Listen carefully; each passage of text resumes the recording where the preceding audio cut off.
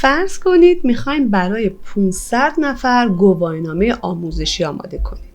خیلی سخت به نظر میرسه، اما با کمک ادغام پستی در ورد میتونید این کار رو به راحتی و در عرض چند دقیقه انجام بدید.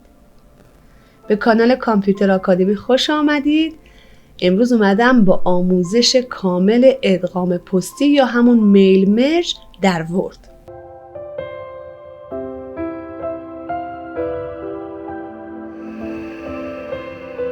شاید شما بخواید یه نامه اداری یا یه دعوتنامه رو با یه متن یکسان برای تعداد زیادی ارسال کنید.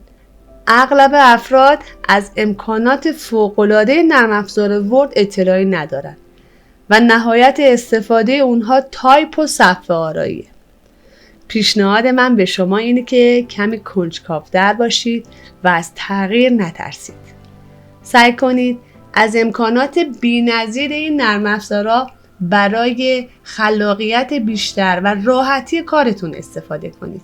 با کمک ادغام پستی در نرم افزار ورد میتونیم داده ها رو از یه لیست اکسل یا اکسس بخونیم و اونا رو تو مکان مناسب تو دعوتنامه یا تو گواهینامه یا هر چیز دیگه قرار بدیم.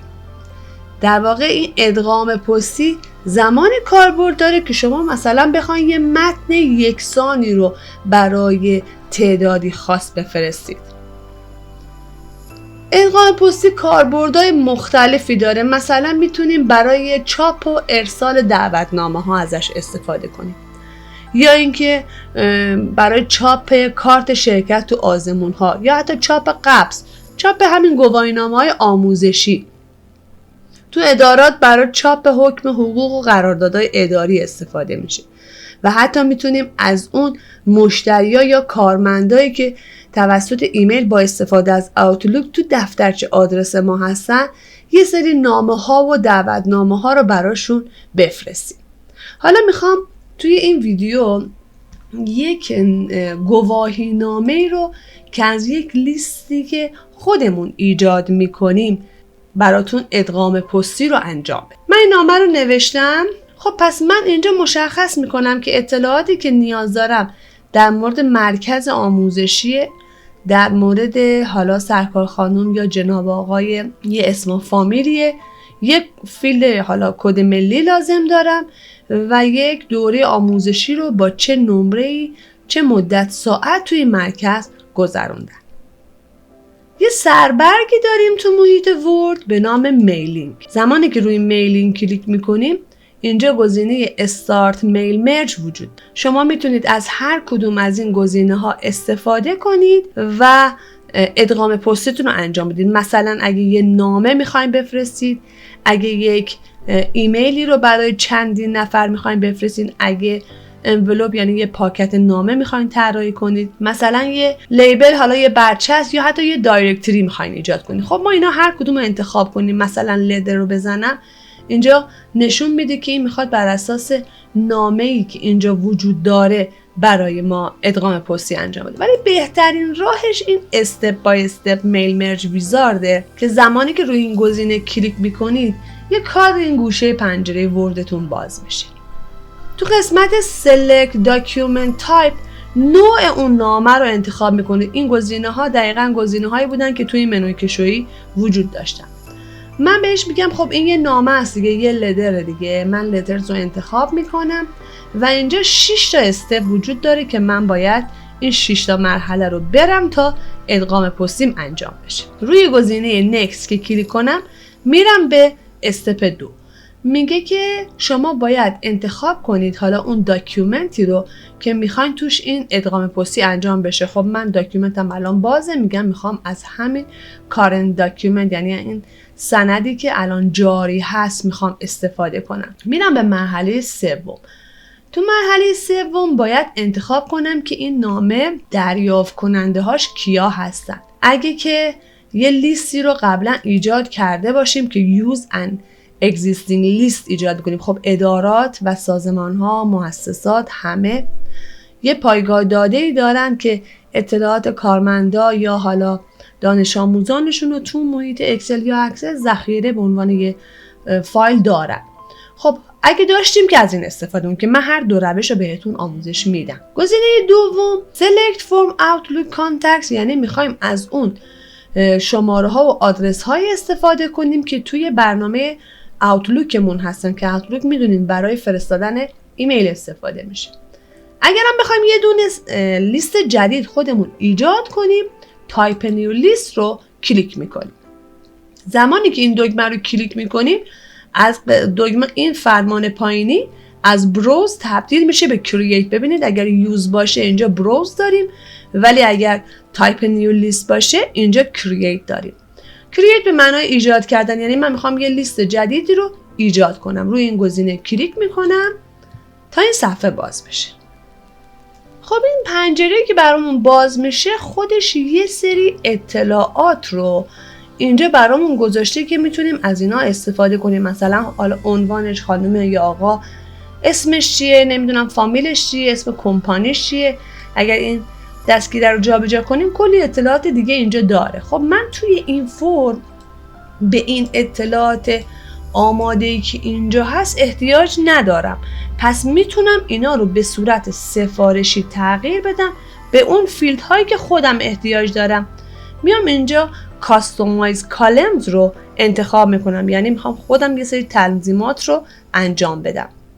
خب وقتی اینجا میرسه تک تک این فیلد هایی که اینجا وجود داره اینجا دارن دیده میشن. خب من میتونم هر کدوم از اینها رو پاک کنم یا رینیم کنم، یا اینکه خودم اینا رو احتیاج داشته باشم یه چیزایی بهش اضافه کنم.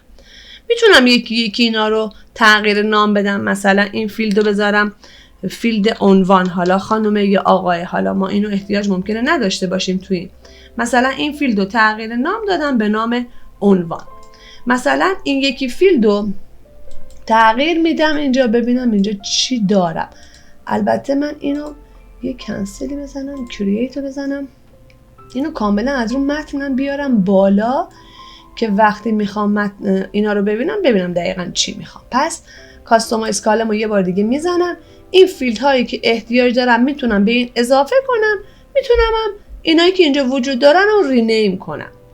خب من الان یه مرکز آموزشی احتیاج دارم، یه رینیم اینجا میزنم. تایتلی که احتیاج ندارم اینو تبدیل میکنم به مرکز آموزشی و اوکی میکنم. یه تاریخ احتیاج دارم که اون بالاست تاریخ شماره، حالا اینا رو اضافه میکنم اینجا. جناب آقایه، حالا اسم و فامیل رو اینجا باید داشته باشم. یه فرست نیم دارم، رینیم میکنم نام و نام خانوادگی یه فیلدش میکنم که راحت تر باشم و اوکی میذارم. یه فیلد کد ملی احتیاج دارم، اینم رینیم میکنم به فیلد کد ملی و اوکی میزنم.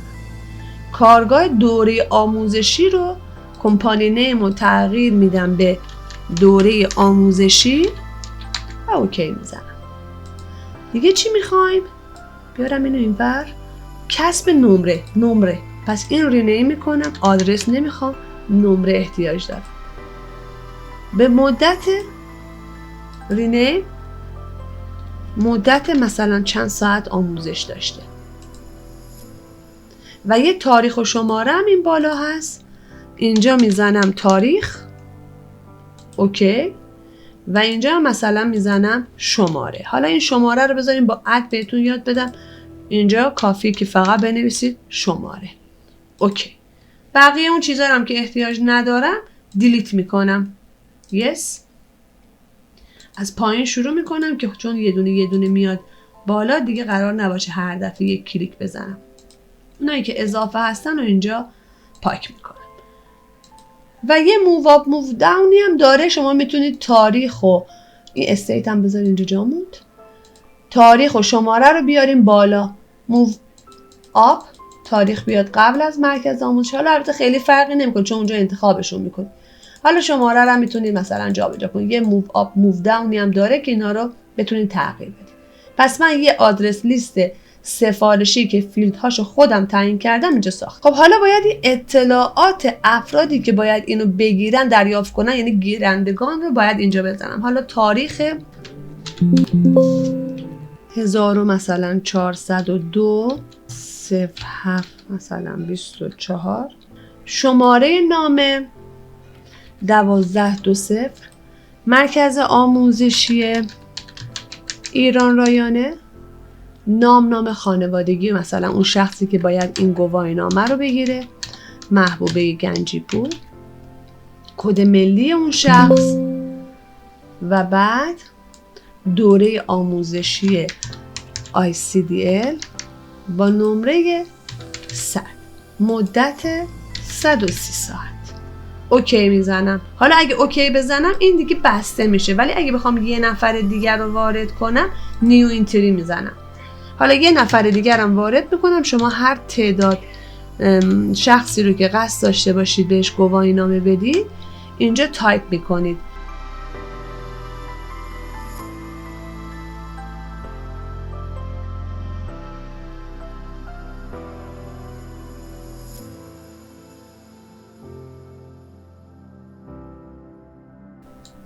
و اوکی میزنم. پس این لیست رو ساختم. حالا که اوکی میزنم بهم میگه این لیست رو باید ذخیره کنی که من اینو به عنوان سورس داده های تو در نظر بگیرم. من اینو به نام سرتیفیکیت ذخیره میکنم، سیوش میکنم. بهم میگه حالا اگر تعداد اینا زیاد باشه بهم میگه که کدوم یک از اینا رو تو میخوای بهشون گواهی نامه بدی. حتی میتونیم فیلتر کنیم، بگیم به افرادی گواهی نامه بده که فیلد مثلا نمرشون دقیقاً 100 باشه و فقط به اون فرد پیدا میکنه از توی 1000 نفر دانش آموز که دارین تعداد افرادی که نمره ICDLشون 100 شده رو بهتون نشون میده. حالا ICDL نه، هر چیزی.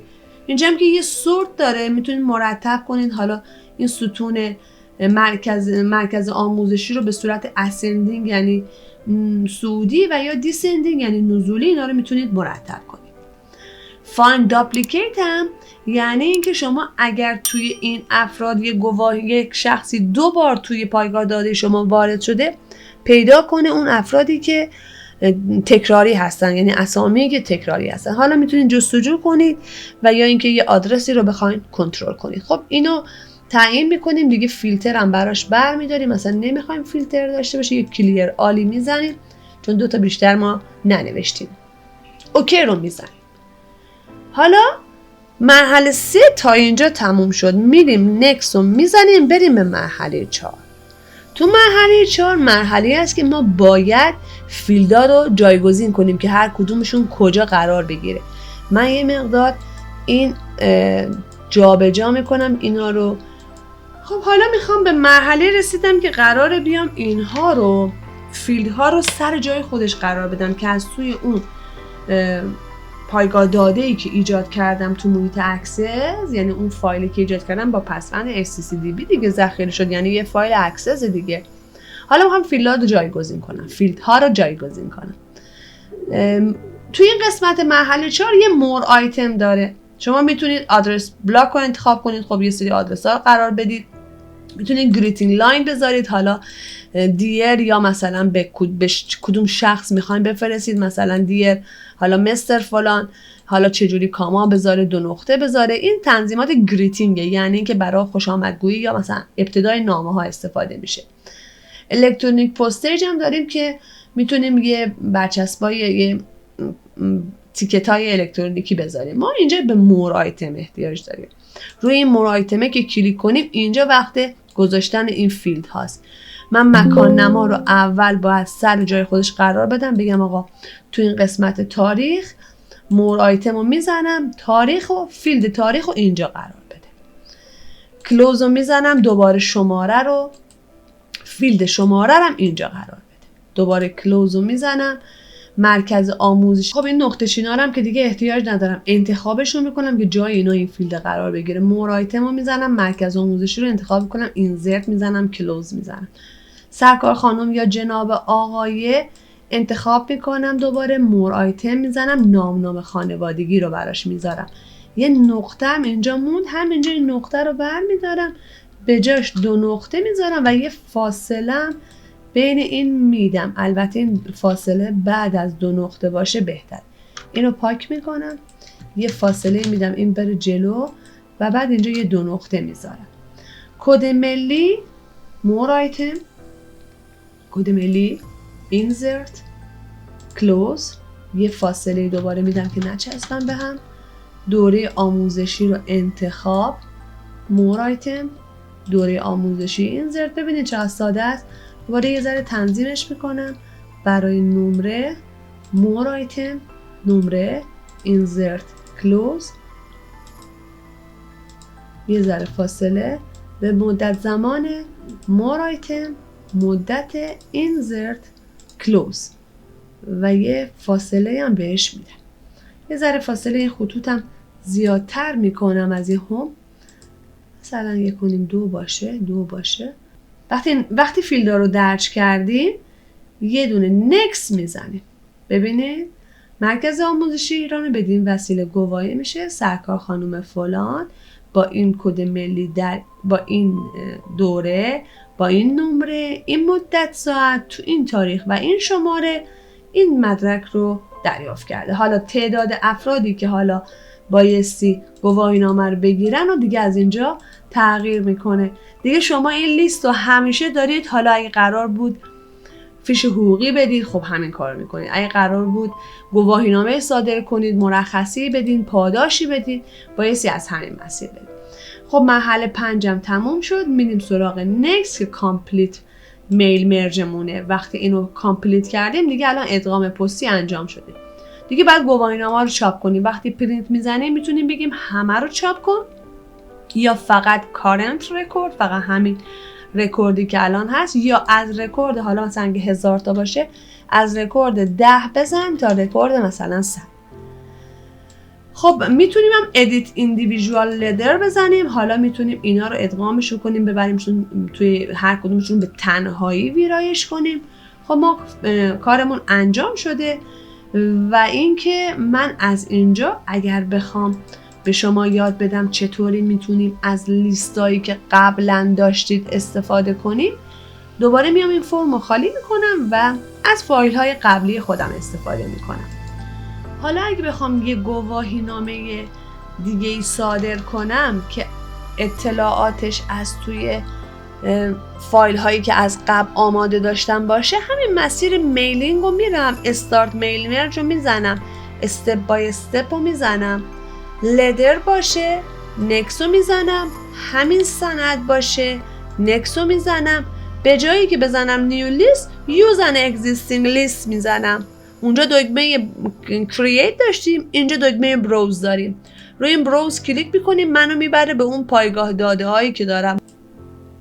خب اینجا پایگاه دادم رو انتخاب میکنم. مثلا پایگاه داده مثلا سرتیفیکیتی که داشتم، اوکی میزنم و بعد نکس رو میزنم. اینجا دیگه میرسه به مرحله مور آیتم که شما اول بعد جایی که قراره اون فیلد قرار بگیره رو کلیک کنید، مور آیتم رو بزنید، مثل اون تمرین قبل یکی یکی فیلداتون رو جایگزین کنید. امیدوارم این ویدیو براتون مفید باشه. تا ویدیوی بعدی، خدا نگهدار.